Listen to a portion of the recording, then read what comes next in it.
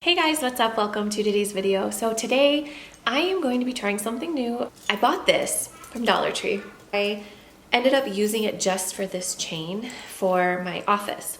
I made a little sign for my office. I can link that video down below if you guys want to check it out. I made a cute little office sign and I have this left over and I was like, what am I gonna do with this thing? I have had this thing just sitting in my craft stuff. I guess you could wear it as a hat. I could not figure out what I wanted to do with this. So we were at Hobby Lobby yesterday and I walked by this section and a light bulb went off and I was like, oh my gosh, this looks like a certain something. And so we are going to make something really, really cool out of this. I hope it turns out because I mean, I've never done it before. So I have the idea in my head. I'm hoping it'll turn out. So if you guys are new, don't forget to subscribe and let's get into this and see if it works.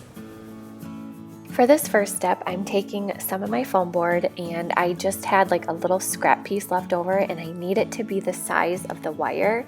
So if you have a full foam board, you do not need to do this step, but the reason I'm cutting it is so that I can tape it together and I'm going to end up tracing the wire basket on top of it. But like I said, if you have a full piece, you will not need to do this step.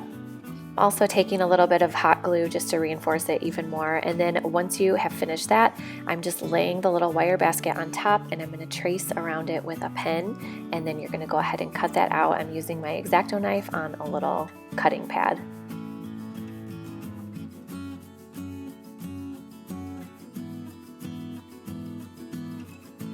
Next, I'm taking these little furniture pads from Dollar Tree and I'm going to stack them up 4 little pads high, and I'm going to glue them onto the bottom of the circle.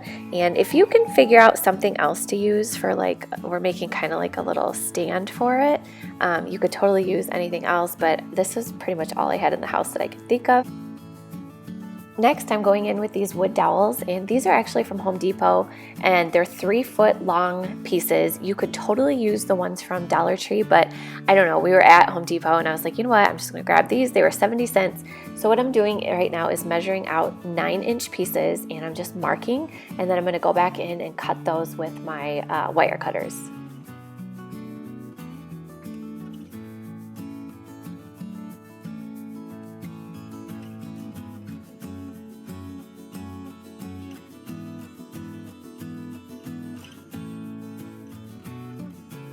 Next, I'm taking my hot glue and I'm going to glue those onto each little piece of the little bowl.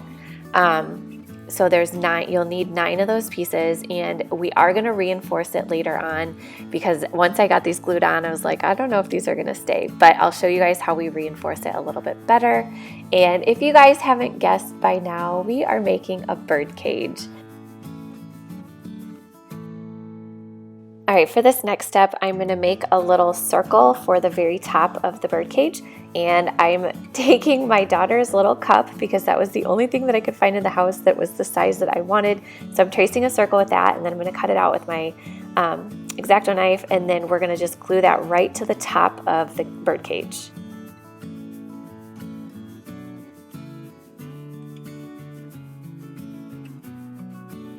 All right, next I am just painting the base of the birdcage with this just white acrylic paint. I'm using a little sponge, and I did skip a step. I don't know why I wasn't recording when I did it, but I'll show you guys later on.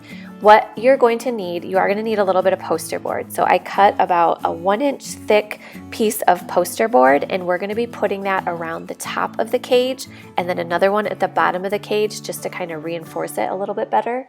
So at this point, I had already done the top piece of the poster board, and I took that outside and I spray painted it with my white paint. I wanted to spray paint that. I actually spray painted both pieces, but for some reason, the felt pads weren't really, the spray paint wasn't really sticking to that, so I was just using that other paint. So now I have it in, and if you guys can see that little piece of poster board up at the top, that is what I glued all the way around it just to kind of hold it in place a little bit better. So now I'm putting the wood dowels on the outside of the little platform, and I'm going to take another piece of the poster board and glue it to the bottom. So my thought is to glue it like this, so that way if you want to lift off the top of the bird cage, you can switch out your flowers and you could put other stuff in there. Otherwise, I wasn't sure if there was a way that I would be able to switch up the items in there without taking one of the wood dowels off. Next, I'm taking a little bit of black paint on this brush, and I'm just going to kind of make it look a little distressed and more rustic. So I'm just going to take that paint and just go all the way around the entire bird cage, on the wood dowels, on the wire basket part, and even the poster board.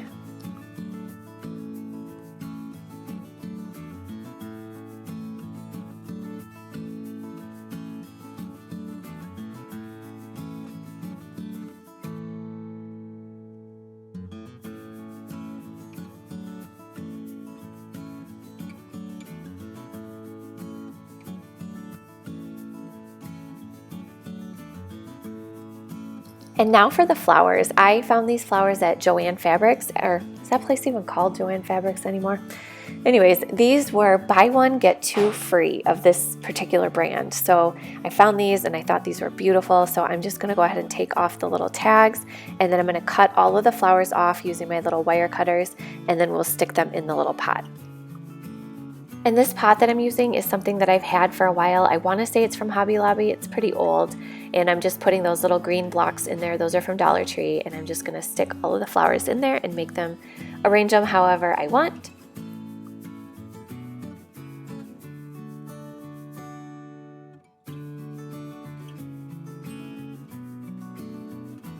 And now I just went ahead and set the flowers on the little stand, and then you can go ahead and put the top of the bird cage over it. And I loved how it looked with like some of the flowers like poking out. I loved how that looked. So the way I did this is, like I said, so you can switch up the flowers, and you can put whatever you want in there really. So, and then I just kind of fit the dowels around the little base and made it so that it wouldn't move around or go anywhere.